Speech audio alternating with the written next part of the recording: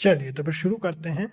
तो फिर अभी अपन डिस्कस करने वाले हैं आरवी इनकॉन लिमिटेड को। ये डिस्कशन शुरू करने के पहले आप लोगों को एक इन्फॉर्मेशन देनी है कि देखिए किन्हीं ने पूछा था कि कोई कोर्सेज वगैरह हैं क्या हमारे। नहीं, हमारे कोई कोर्सेज नहीं है।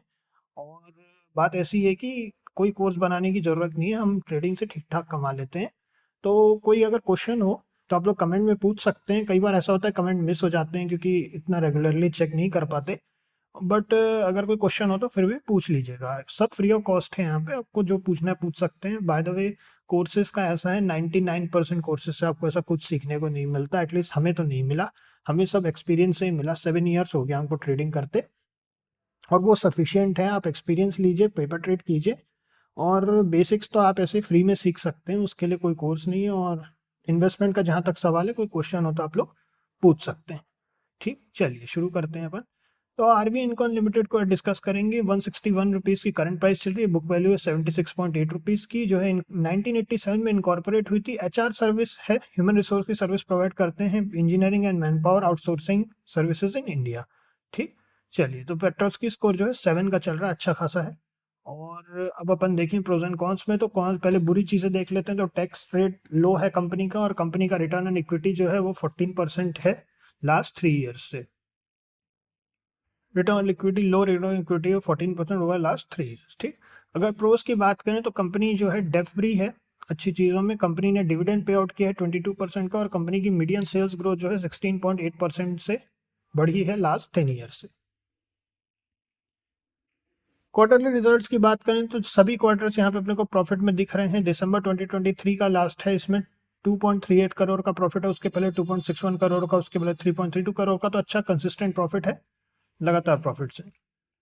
पीएनएल स्टेटमेंट की बात करें तो यहाँ पे अपने को 15 करोड़ का प्रॉफिट दिख रहा है, उसके पहले 12 करोड़ का। तो ग्रेजुअल ग्रोथ भी है प्रॉफिट में। डिविडेंड पे आउट भी है लगातार, लगभग डिविडेंड पे आउट है। सिर्फ 2017 में डिविडेंड पे आउट नहीं किए हैं, बाकी सभी ईयर में डिविडेंड पे आउट भी है।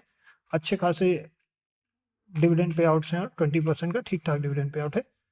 कैश फ्लो की बात करें तो कैश फ्लो नेगेटिव है, -1 करोड़ का कैश फ्लो है। सबसे ज़्यादा नेगेटिव कैश फ्लो जो है फाइनेंसिंग एक्टिविटी, और सबसे ज़्यादा पॉजिटिव कैश फ्लो जो आया है वो है ऑपरेटिंग एक्टिविटी से। अब इंपॉर्टेंट चीज share holding pattern. Share holding pattern की अगर अपन बात करें तो 73.47 से बढ़ा करके 73.54% हो गया है प्रमोटर का होल्डिंग, और पब्लिक होल्डिंग उतनी की उतनी ही है। और ग्रेजुअल ग्रोथ है, 73.39 था 2020 तक। 2021 में 73.47, और उसके बाद फिर 73.54 2024 मार्च में। तो ग्रोथ भी है, इसमें भी इन्होंने अपनी होल्डिंग बढ़ाई है। अब अगर अपन यहाँ पे चार्ट पे आ जाएं, चार्ट के हिसाब से अगर अपन देखें तो चार्ट के हिसाब से एक लाइन हमने यहाँ पहले ही पिछले बार के एनालिसिस में 161.10 तक यहाँ पे अपन ने ऑलरेडी खींची थी। 161 तक एक्चुअल में खींची थी अपन ने यहाँ पे लाइन, और 10 तक एंट्री हो चुकी है।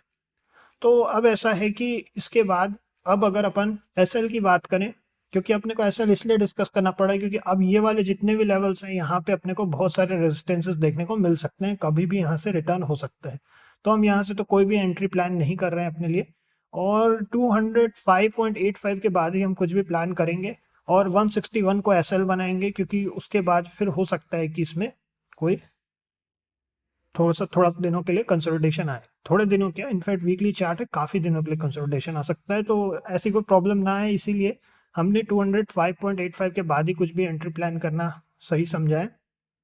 फिर भी अगर किसी को अगर एंट्री प्लान करनी हो तो एक और जो हमने पोजीशन जो अपने लिए सोची है कि बहुत छोटी क्वांटिटी में अगर ऐसा लगता है कि करना है, तो 181.65 के बाद ही हम सोचेंगे, जो कि 161 किसी भी सूरत में हमारा एसएल रहेगा। तो क्वांटिटी काफ़ी छोटी रख करके चलेंगे शुरू में, क्योंकि ऑलरेडी काफ़ी रेजिस्टेंसेस हैं। और बस इसमें इतना ही है, छोटी क्वांटिटी में एसएल का ध्यान रखते हुए, ट्रेलिंग स्टॉप लॉस को भी देखते हुए, क्योंकि ये वीकली चार्ट है। तो इसमें बस इतना ही है, फिर नेक्स्ट में मिलते हैं आप लोगों से। ओके।